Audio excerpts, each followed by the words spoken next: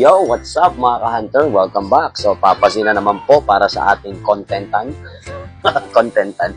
Sa ating content. Alright, so another content na naman si Papa Z. So, kung may mga gusto ko yung ipa-content kay Papa Z, comment down below ko. Contentin ni Papa Z yan. Marami-rami na rin tayo na content, ha?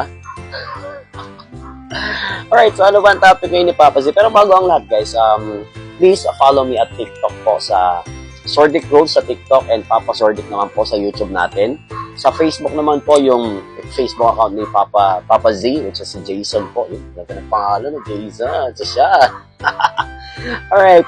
So, another content na naman tayo. Ano ba yung topic ngayon ni Papa Z? So, isa ka bang breadwinner? Alright. So, breadwinner.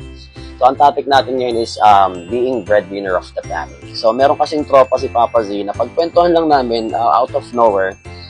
So, sabi niya, Papa Z, ano bang point of view mo? Kasi, hindi ko naman sinasabi na ayaw ko nang tulungan yung family ko, pero dumadating ako sa point na parang napapagod ako, na parang inaasa na nila sa akin lahat, na parang I wanted to go somewhere na ako na lang muna mag-isa, yun yung sabi niya. So, eto, wag niyong ibabash si Papa Z, ha? So, point of view ko lang to, alright? So, kung ikaw ay isang breadwinner, choice yan eh. For me, it's a choice.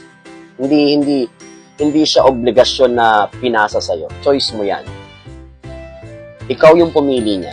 Because of what? Dahil mahal mo sila. Right? Kasi hindi mo naman gagawin niya kung hindi mo mahal yung pamilya mo. Kung sarili mo lang yung mahal mo, aalis ka dyan. Kasi anytime, you can go. Tama? Pwede kang umalis anytime. But you choose to stay. Kasi mahal mo sila. And alam mo, na wala silang ibang aasahan kundi ikaw. Tama ba ka, Hunter?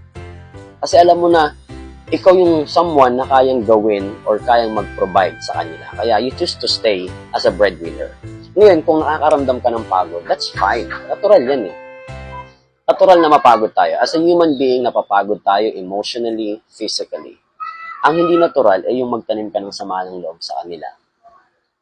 Yung mag-expect ka ng ibabalik nila. Kasi again, uulit-ulitin ko sa'yo, being breadwinner is your choice. Choice mo yan. Ikaw yung may gusto niyan.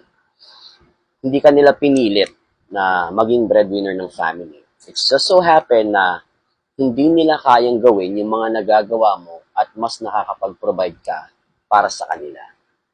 Alright? Ngayon, kung napapagod ka, Hunter, hindi masama magpahinga. Magpahinga ka, magbakasyon, i-enjoy mo din yung mga kinikita mo for your own. Kumbaga, hanapan mo din ng happiness yung sarili mo. Kasi talagang makakaramdam ka ng pagod kung puro ka bigay. Naiintindihan naman nila yon. Kung sakaling gusto mo naman na gumastos para sa sarili mo, mag-enjoy para sa sarili mo. Yun lang yun eh. Yun yung pinaka the best na gawin doon. Kung isa kang breadwinner na napapagod ka na, sumuporta sa kanila, nakakaramdam ka ng lungkot na parang ikaw na lang, then maghanap ka ng happiness mo, gumastos ka para sa sarili mo. Walang masama doon. Ang masama is yung kakalimutan mo sila dahil lang sumama yung loob mo. Alright? At saka, isa pang matuturo ko sa inyo.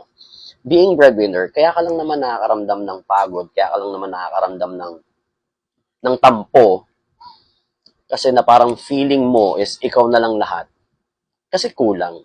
Alam mo yun? Pero kung ikaw yung tao na mapera ka, na makakapag-provide ka sa kanila ng kahit ano, 'di ba? Bakit hindi? Ganoon naman tayo, ganoon naman yung culture ng mga Pilipino eh. Halimbawa ako, marami akong pera. So, tutulong ako ng tutulong and hindi ako magtatampo sa kanila kasi alam kong nakakatulong ako eh, alam mo 'yun? Kaya ka lang naman nakakaramdam ng tampo na bakit ganito ganyan kasi kulang eh. Eh ano bang ginagawa pag kulang? Of course, pag kulang, kailangan dagdagan. So, kung nagkakaroon ka ng problema sa pagiging breadwinner, nakakaramdam ka ng pagod, na parang ikaw na lang, na parang puro sila na lang. Kasi nga kulang eh. Wala kang sobra para sa sarili mo, kaya mo nararamdaman yan. And kailangan mo dagdagan. Humanap ka ng mga ibang pagkakakitaan. And believe me, pagka may sobra ka ng pera, pag may savings ka na, hindi mo mararamdaman yan eh. Kasi tayo, ang gusto lang natin, lalong-lalo na sa pamilya, is tumulong lang ng tumulong. Ako, ganun ako. Hanggat meron ako, tutulong ako sa pamilya ko and never ako nakaramdam ng tampo or whatnot sa kanila just because parang feeling mo ikaw na lang lahat. nakakapagsalita as human nature naman, makapagsalita pero not totally nagtatampo ka na parang bakit ikaw na lang, hindi ganon. So kaya kung ikaw, Hunter, isang breadwinner, tapos nakakaramdam ka ng pagod, pahinga mo lang, mag-relax ka, kasasan mo yung sarili mo, bilihin mo yung gusto mo, hindi naman sila magtatampo sa'yo. Hindi. I don't think magtatampo sila sa'yo. Ngayon, kung feeling mo naman, ikaw lang ng ikaw, yung gumagastos, natural lang din na maramdaman mo yan. Right? As a human being, it's so natural na makaramdam tayo ng ganyang bagay. Kasi nga, kulang. Alam mo yun na, kaya mo lang naiisip na, bakit puro ikaw? Kasi kulang. Pero kung marami kang pera, hindi mo maiisip yun. So, ang gawin mo, improve mo yung sarili mo, masipagan mo pa, palagi mong iisipin na ginagawa mo yan kasi mahal mo sila. Para kay Papa Z lang yun ha. Yun lang yung point of view ni Papa Z. Pero kung may mga iba kayong point of view, may mga comment kayo kung agree kayo or not agree, just comment. Alright? So again, please follow Papa Z sa YouTube natin, sa Papa Zordic. Tapos sa TikTok naman natin at Zordic Rose and sa official Facebook page ni Papa Z. Alright? That's all for today, guys.